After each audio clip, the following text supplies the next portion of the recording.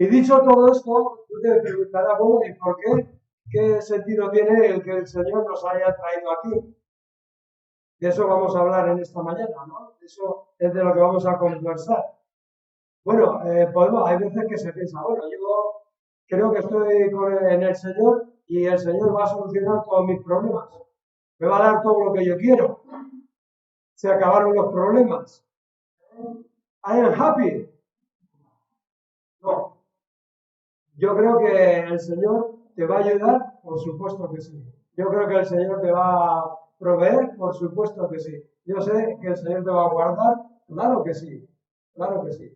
Pero el propósito de que Dios nos haya traído aquí,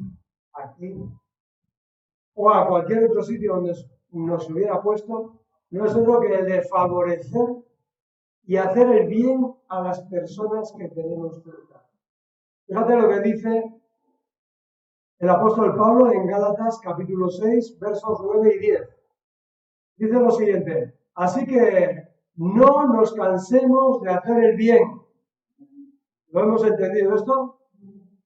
¿Qué es lo que sucede cuando haces el bien? Que te cansas. Llega un momento, dice en otra parte de la escritura, dice que el mal se multiplicará tanto que el amor de muchos se enfriará. ¿Es verdad?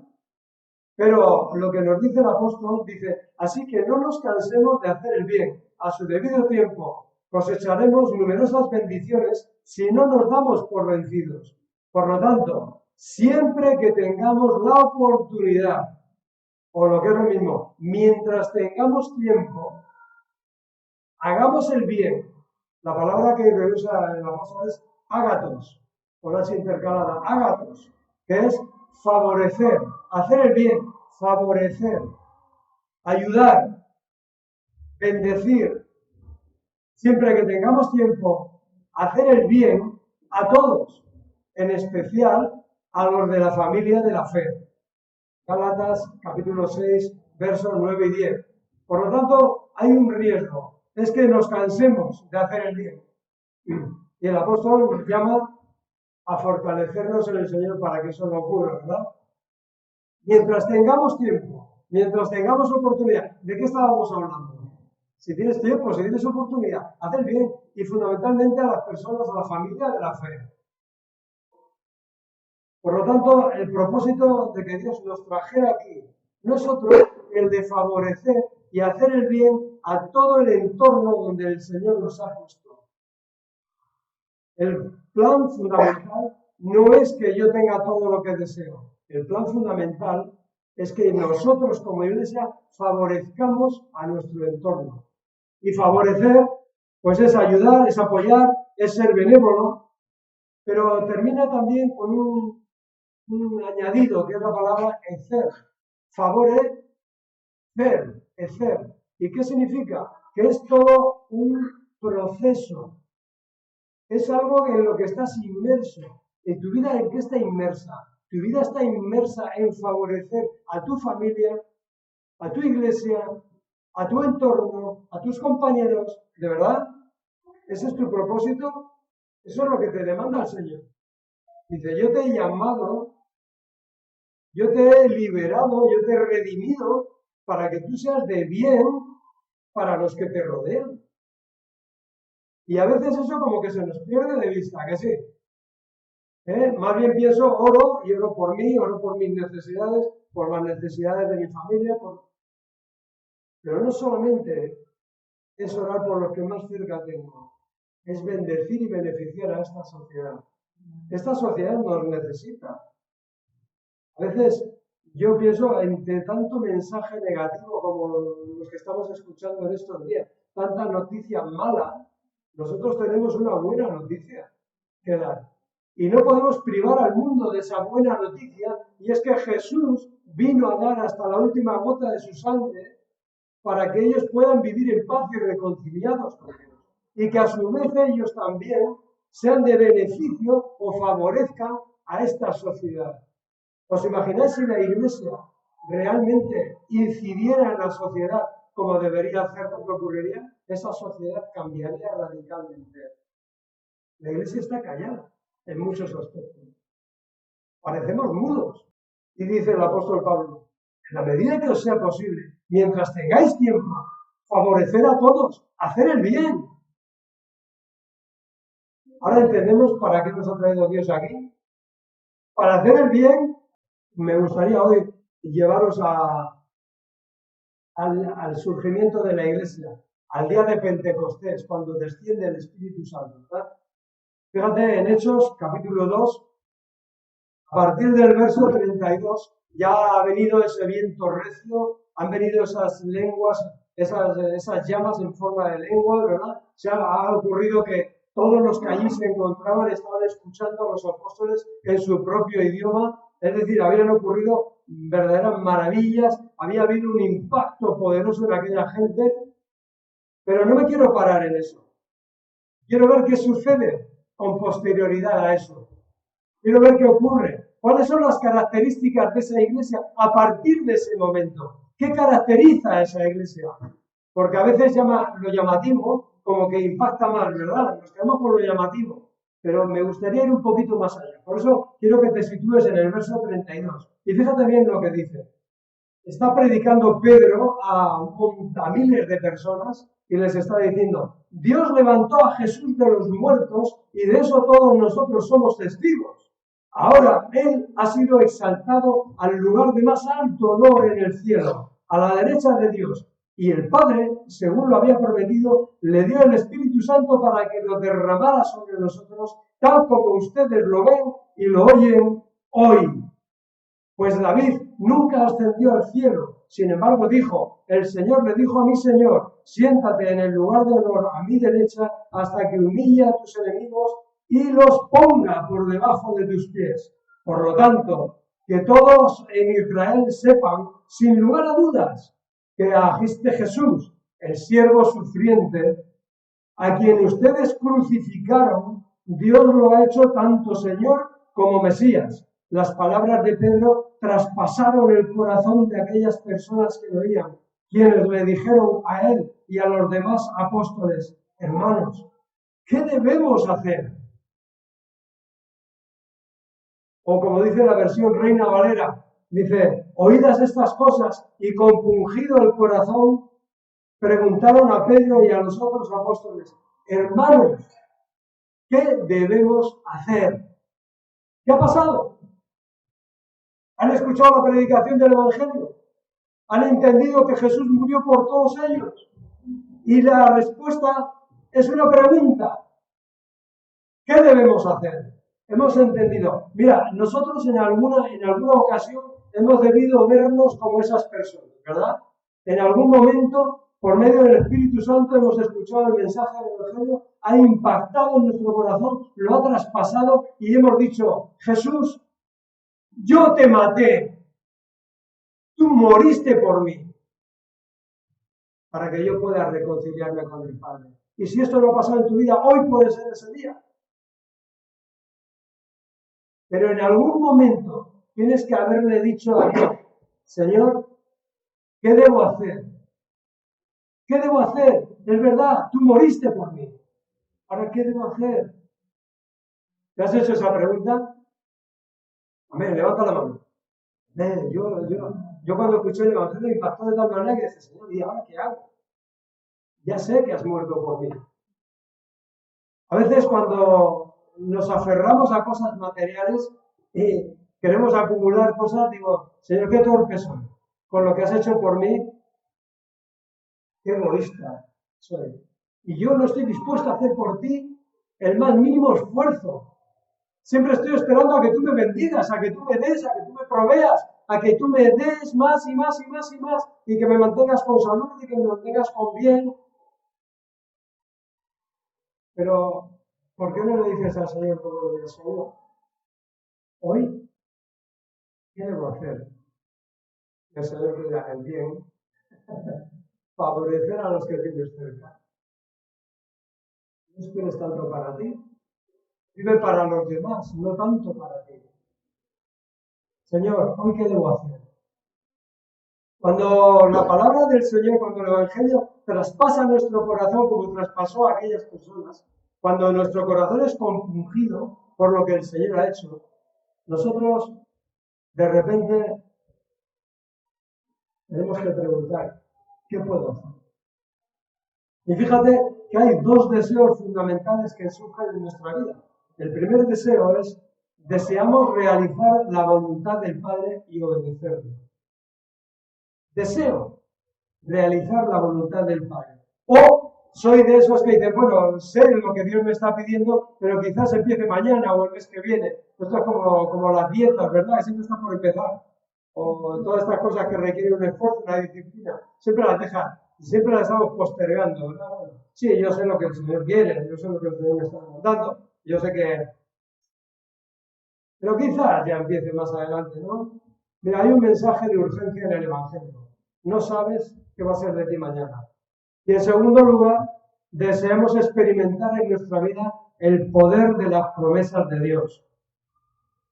Aquí en Pentecostés estamos viendo el germen, el nacimiento de la eclesia, con K, de la eclesia. Que luego veremos qué significa la palabra eclesia, ¿verdad? Porque podía ir por el tema de Efesios, por unas predicaciones textuales, pero prefiero hacerlo temático, ahora por un tiempo, hasta que volvamos otra vez a Efesios. Pero estamos viendo el germen y el establecimiento de una congregación, la estáis viviendo. Sois parte de eso.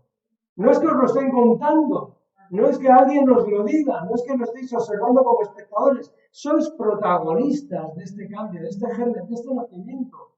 Y puedes tomar todo el protagonismo que puedas, sabiendo que el protagonista máximo es Cristo, lógicamente que es el que nos dirige, pero que tú estás llamado a ser parte activa de ese nacimiento, de esa estructura de iglesia.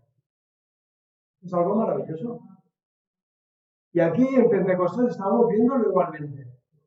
Dice el verso 38. Pedro contestó. ¿A qué contestó Pedro? A la pregunta de ¿qué? ¿Qué le preguntaron? ¿Qué debemos hacer?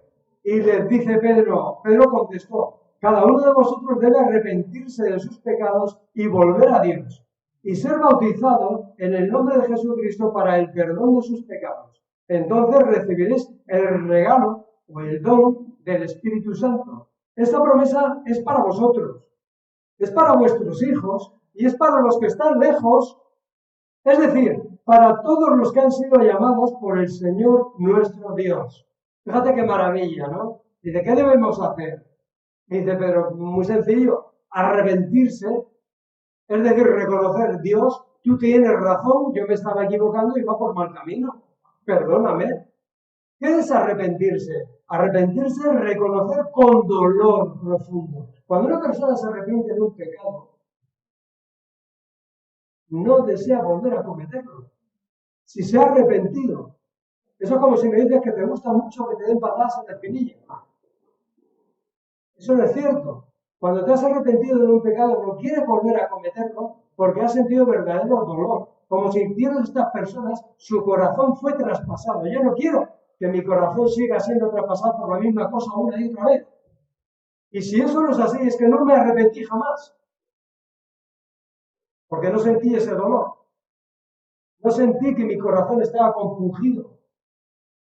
Simplemente dije, bueno, Señor, disculpa, si vuelve a pasar, pues ya me arrepentiré otra vez. Eso no es arrepentimiento, hermanos.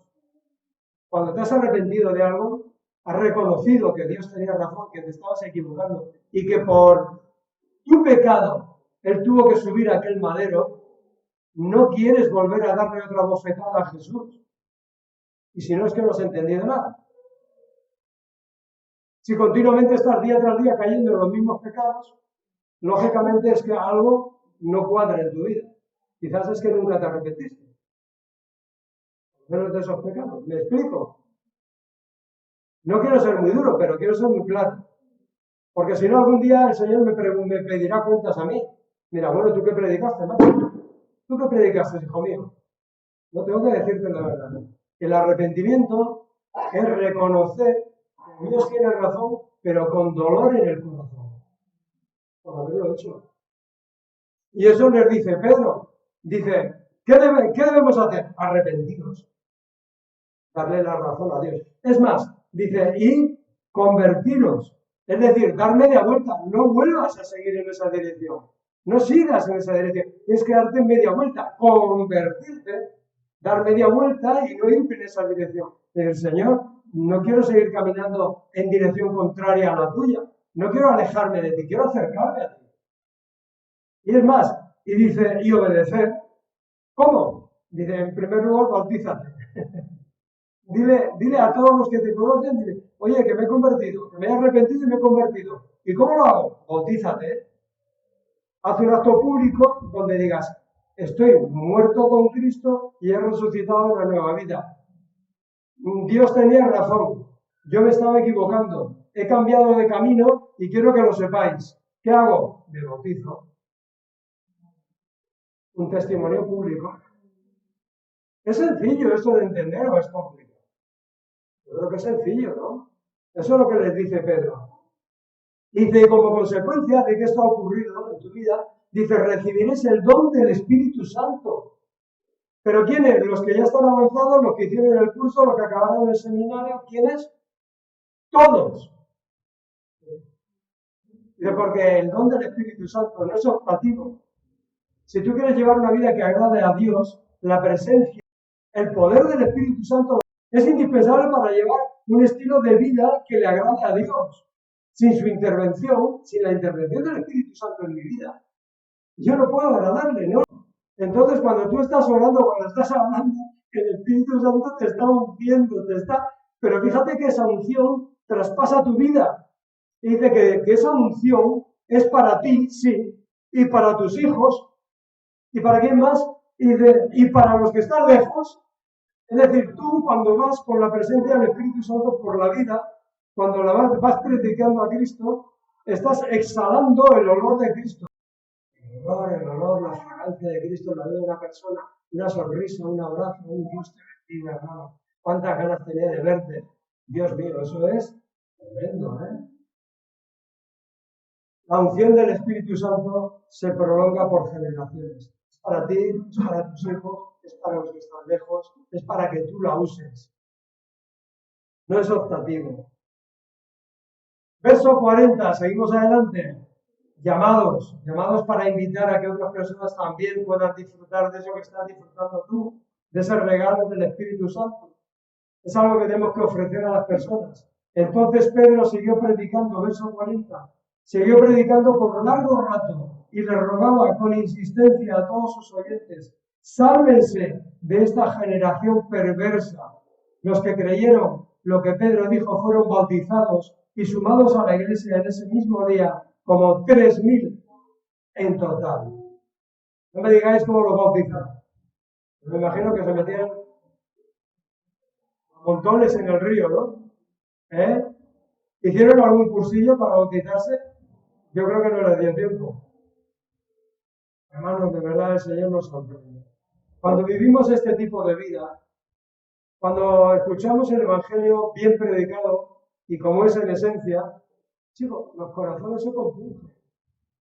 La promesa está disponible hoy y nosotros tenemos la misión de proponérsela a las personas que nos han puesto a ver. Para eso nos ha traído aquí, para proponerles este mensaje, para ver vidas cambiadas.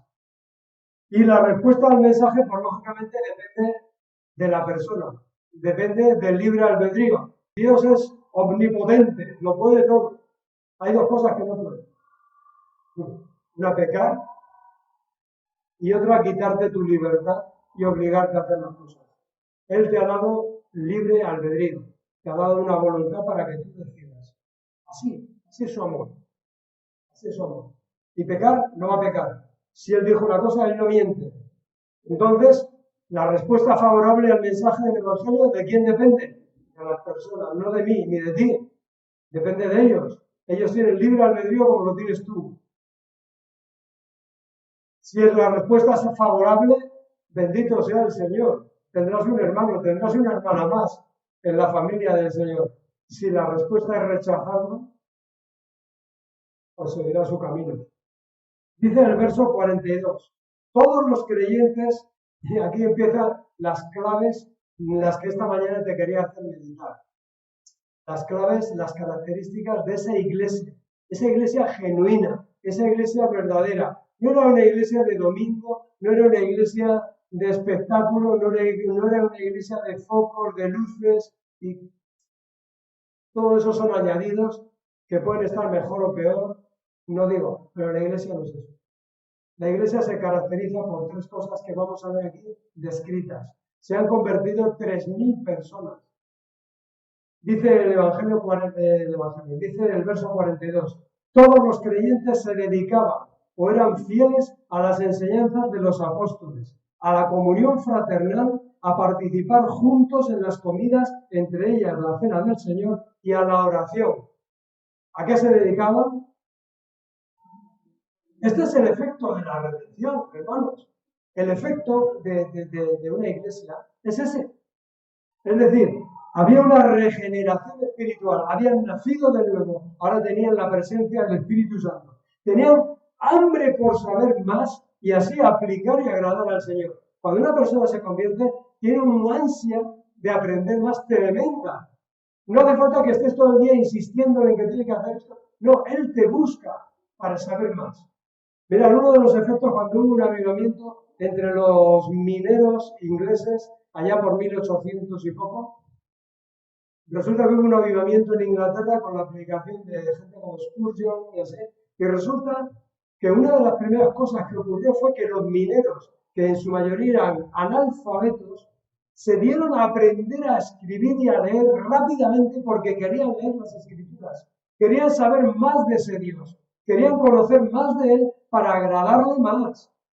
Y este es uno de los efectos que produce el Evangelio en la vida de una persona cuando nace de nuevo. Tiene un deseo poderoso y fuerte de buscar en las Escrituras diariamente, de escudriñarlas, de conocerlas más. No hace falta que tú estés detrás de esa persona, porque esa persona va a tener hambre y sed de Dios. Y dice que estos primeros creyentes se dedicaban fieles a las enseñanzas de los apóstoles. Se apreciaban y valoraban las enseñanzas que se escuchaban y que recibían los domingos. No les entraba por un oído y les salía por otro.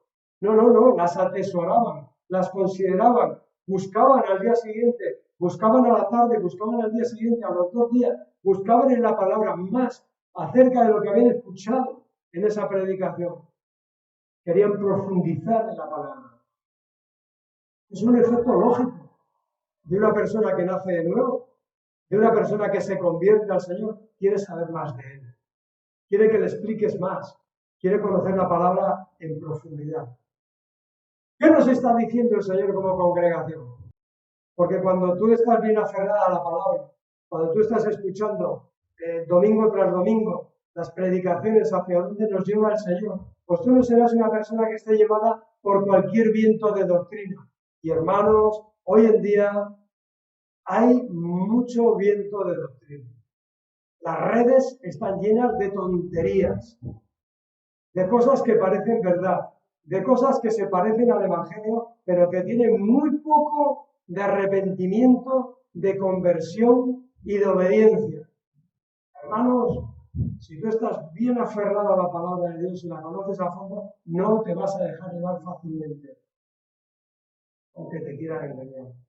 De ahí la importancia de perseverar en la oración, de perseverar en la comunión, de como hacemos nosotros, tenemos grupos, ahora si Dios lo permite, se va a abrir otro nuevo grupo de hogar en Berrizar, ¿ven? Para que un día a la semana nos pongamos de acuerdo y podamos acudir a estar con nuestros hermanos, tomar un cafetito y hablar de qué hemos escuchado, qué nos está diciendo el Señor. Aprovecha, porque fíjate que otra de las características de estos primeros cristianos que se juntaban en las comidas y para participar en la cena del Señor. O sea, no les bastaba con el domingo, querían volver a estar juntos entre semana. Pues esa es otra de las características que Apóstol tiene que tener. No solamente los domingos, no solamente trabajar para poner el local lo más agradable posible, sino que tenemos que tener ese deseo de conocer la palabra, de los estudios, de participar juntos, de tomar café, de hablar acerca de lo que hemos escuchado, hacia dónde nos está llevando el Señor, qué estamos experimentando. Iglesia en los hogares. Y hermanos, aquí no nos puede faltar eso.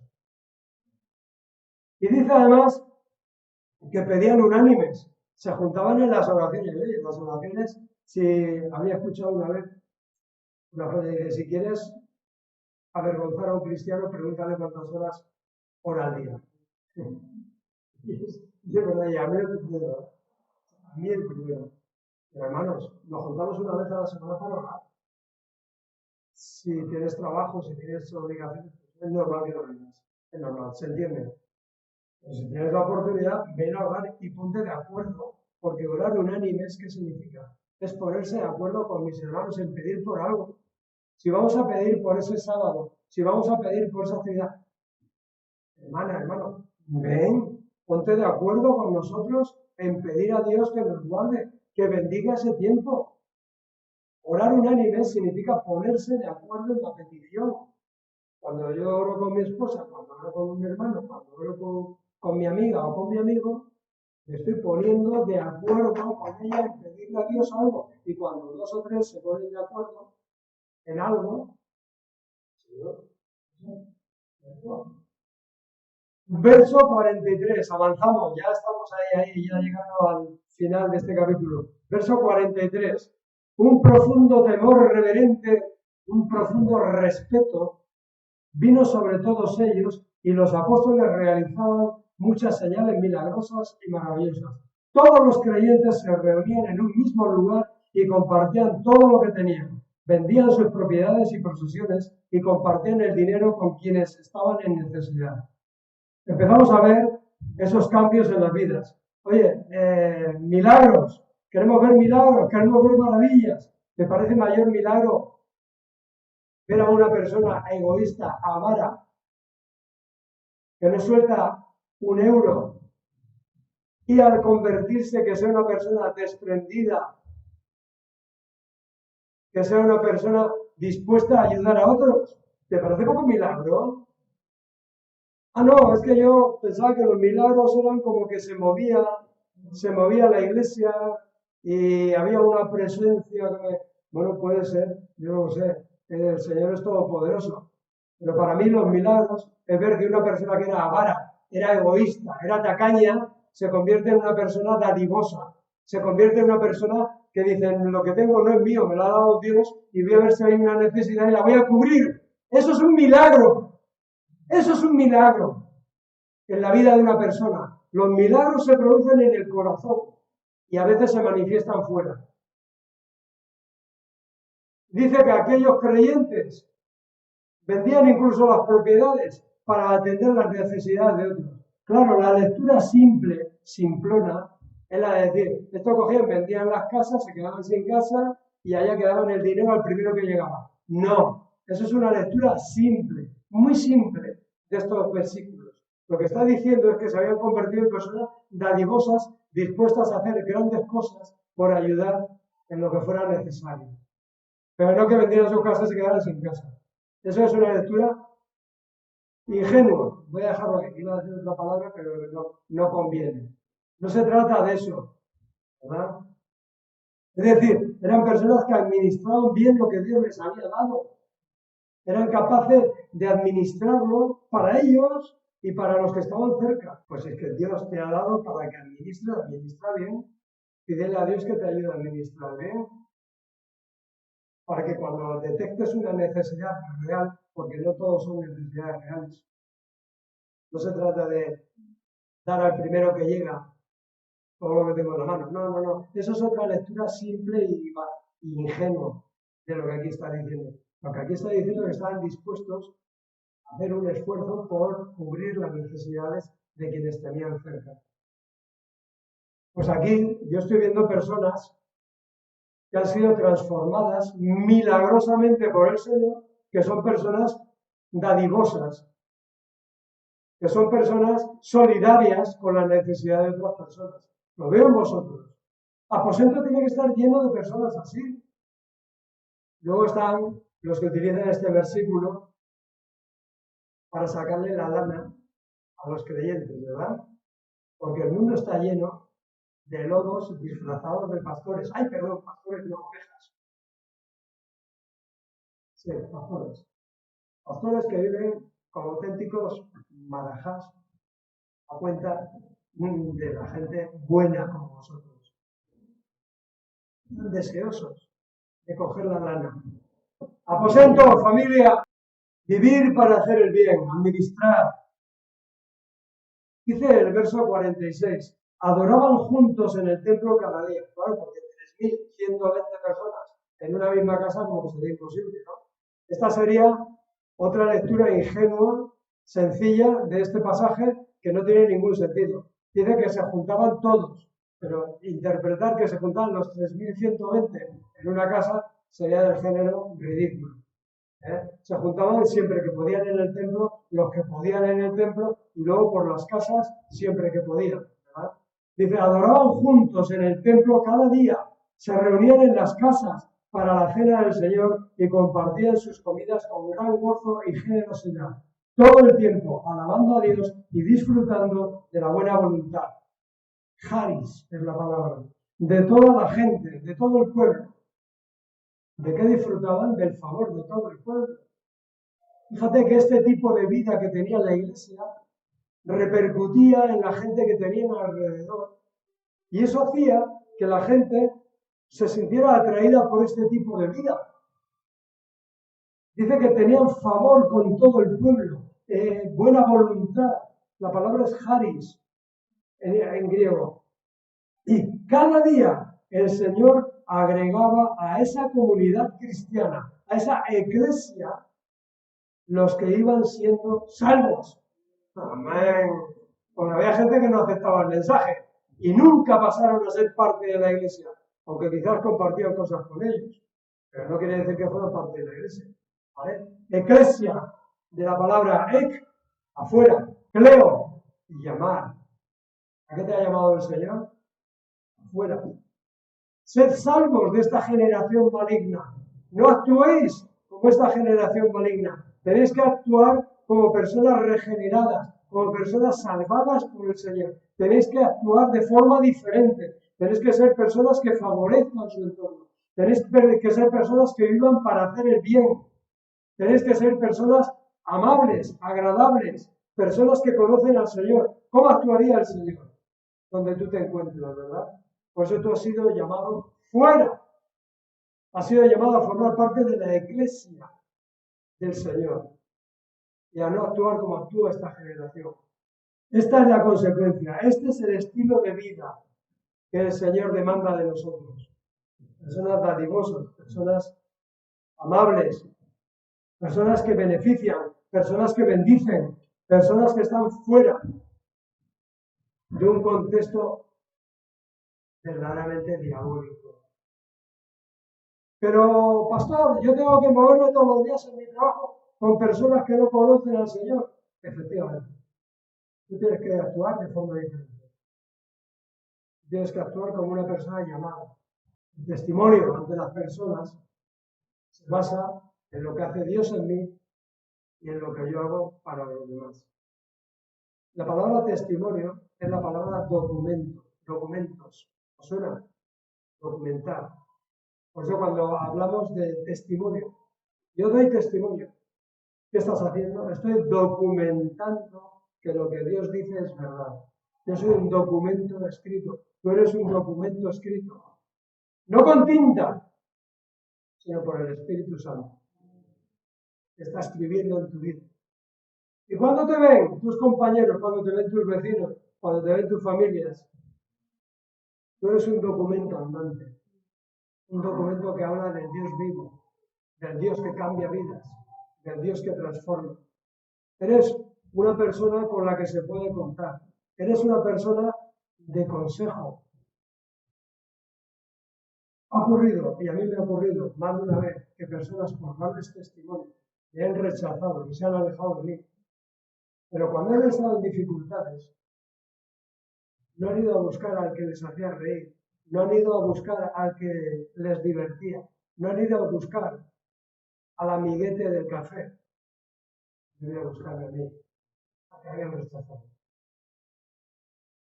Si tú eres una persona que vive para hacer el bien, guiado por el Espíritu Santo, te convertirás en una persona de consejo, una persona confiable, una persona que hace el bien y a la que recurrirán otros cuando estén en necesidad.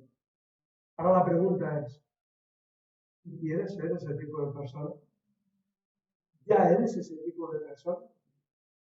Y otra pregunta, ¿este texto que acabamos de leer describe Aposento Alto? ¿Describe tu vida? No hace falta que me lo digas. Tú contéstate a ti mismo. A mí lo que me preocupa es que Aposento Alto esté lleno de personas con estas características y que cada vez haya más. Que cada vez haya más. Eso es lo único que me preocupa. Me preocuparía mucho que tú no te sintieras identificado con este tipo de vida. Por eso tengo un ruego. Alabar a Dios en todo momento. Vivir en comunión los unos con los otros. Gozaos de la estima, del favor, de la gracia, de la simpatía de las personas. Gózate de la simpatía de las personas. Disfruta. Disfruta de la gente. Hay personas que van a ver películas y me parece muy bien. A mí me gusta bastante el cine. Personas que yo creo que la mejor película es la vida. La gente. Vas por las calles, vas por la plaza. Honduras es precioso para pasear. Una ciudad pequeña. Cuando vayas por la calle, disfruta de la gente. Sin la gente, ¿os acordáis de la pandemia cuando las calles estaban vacías? Qué triste. Yo disfruto viendo a la gente. Y digo, es que Señor, eres tan bueno. Has hecho a las personas como corona de tu creación. Personas capaces de adorarte, capaces de alabarte continuamente, capaces de hacer lo mejor y lo peor. Y aquí vamos, en un autobús, un grupillo de personas. Yo no sé quiénes son, pero las bendigo. Yo no sé quiénes van a formar parte de Aposento dentro de 2 años, dentro de 6 meses, dentro de 2 meses o dentro de 10 años. No lo sé, pero los bendigo. Alabo a Dios por sus vidas. Qué bueno es el Señor. Pues ese es el ruego que te hago en esta mañana. Disfruta de la gente. Disfruta del favor de los que te rodean. No rechaces a nadie. Dice el Señor, ama a tus enemigos. También tengo un reto. Y el reto es mantener la unidad en Aposento Alto. Mantener la unidad. Honraos los unos a los otros. No permitáis de ninguna manera que se resquebraje la unidad. Amaros, respetaros, honraros los unos a los otros. Buscar la manera de cubrir la necesidad del que tenemos cerca. ¿Y el resultado? Pues el resultado es que vamos a tener el favor de las personas que nos rodean y vamos a ver que a la iglesia van viniendo las personas que el Señor va añadiendo, las que son salvas. Ese es el resultado. Nosotros nos hemos planteado como congregación también, ya que estamos aquí, el poder participar. Yo voy a intentarlo en la medida de las posibilidades y lo que el Señor nos conceda, ¿no? Participar de los auzolán del pueblo. ¿Qué es un auzolán? Algunos no lo sabéis. Un auzolán es una actividad que se hace en el pueblo. Por ejemplo, arreglar las aceras, cortar árboles, árboles no, limpiar carreteras. Digo, pues si nos enteramos de que en el pueblo, el ayuntamiento, hace auzolán, hace ayuda al pueblo, que nosotros como iglesia estamos dispuestos a hacerlo. Yo veo cómo jóvenes van a las campañas de decisión, se ponen a limpiar cunetas, a limpiar bosques, a limpiar no sé qué, pero no sé por qué no lo vamos a hacer aquí. Tenemos que ir a no sé qué pueblo a hacer lo que deberíamos hacer aquí, que es donde Dios nos ha puesto. O sea, de repente nos ponemos el mono de trabajo y nos vamos a no sé dónde. No. Aposento Alto está aquí con el propósito de hacer el bien a la comunidad. Como tal, si nos enteramos de que hay un auzolán, de que hay un servicio que hacer al pueblo, nosotros debemos ser los primeros en estar disponibles para ir y favorecer al pueblo. ¿Parece bien? ¿Hay compromiso? Amén, gloria a Dios. Luego vamos a intentar que se cree esa escuela de padres para los niños, para los padres, una escuela de padres, una escuela psicosocial, una escuela de medicina personal. Vamos a ver si el Señor nos ayuda con todo esto y el pueblo tiene todos esos servicios que la Iglesia pone a su disposición. Por eso el título de la predicación es que favorecer es vivir haciendo el bien. Ese es el propósito con el que el Señor nos ha traído aquí. No es que el Señor provea todas mis necesidades y que seamos más o menos, que lo que se vea sea el local, está bien. Si lo primero que se ve es el local, si yo lo entiendo. Pero creo que no es lo más importante, de verdad. Tenemos que trabajar duro porque el local esté lo más bonito posible, que sea lo más agradable posible. Sí, sí, eso es verdad. Yo soy el primero que me esfuerzo por eso. Pero que la iglesia no se caracterice ni por locales ni por otras cosas. La iglesia se tiene que caracterizar porque es una iglesia que favorece su entorno, favorece a las personas, busca a las almas, busca que las personas sean salvas, se libren de esta generación maligna. Hemos entendido, ¿verdad? Bendito sea el Señor, porque yo soy muy torpe. Espero que el Señor me haya asistido y os haya hablado. ¿Ven? Vamos a ponernos de pie, vamos a dar gracias al Señor.